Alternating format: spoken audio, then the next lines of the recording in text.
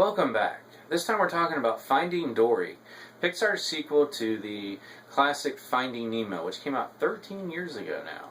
Now, Finding Nemo was one of the movies, including Toy Story and Monsters, Inc., that really put Pixar on the map and basically led it to dominate the feature animation market for nearly a decade. These days, Pixar is a bit more hit and miss, and in my mind, two of its worst movies were two other sequels, Cars 2 and Monsters University.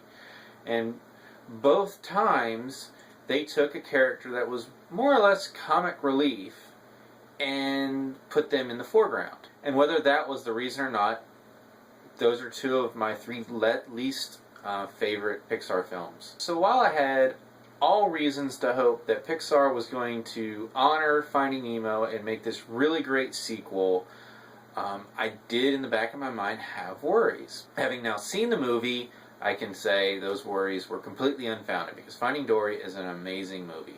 It's got a lot of fun, a lot of action, and like the best Pixar movies, a lot of heart. The movie actually opens with a bit of a flashback that shows Dory as a baby, as a child, being raised by her parents and how she ultimately gets lost and, despite her best efforts, forgets her family.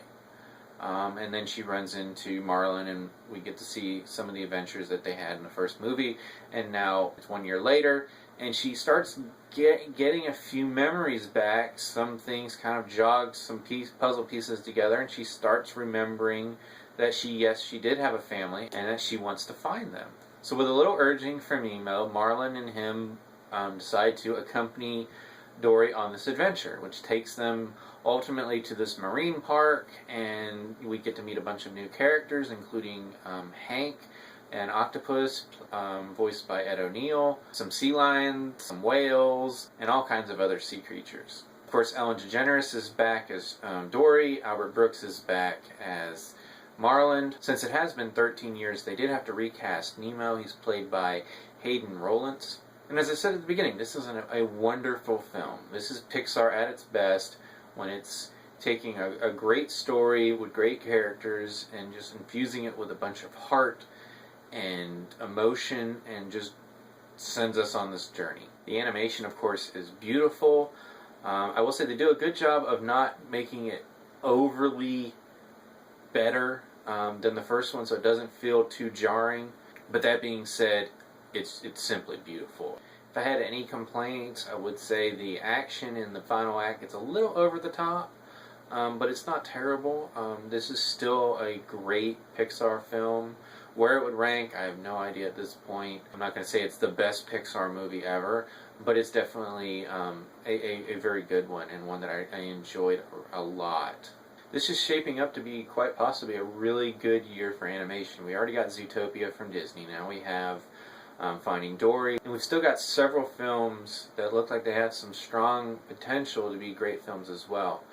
I love animation, so I'm always happy when we have a good year for animated films. And 2016 is looking like it's going to be a great one. Finding Dory is an excellent movie. Great animated film. It's a wonderful sequel to a wonderful movie. It's Pixar at its best. Unless you just don't like animation or just don't like fish, I don't see any reason why not to go see this movie. So if you've seen Finding Dory already, let me know what you thought about it, and let me know what your favorite Pixar film is. On second thought, that's pretty hard, because I'm not even sure if I could do that. Give me your top three. You don't even have to put them in order. Just give me 3 films out of the Pixar library that you just think are some of their best. As always, you can subscribe to my channel, check out some of my other reviews, and until next time, I'll see you at the movies.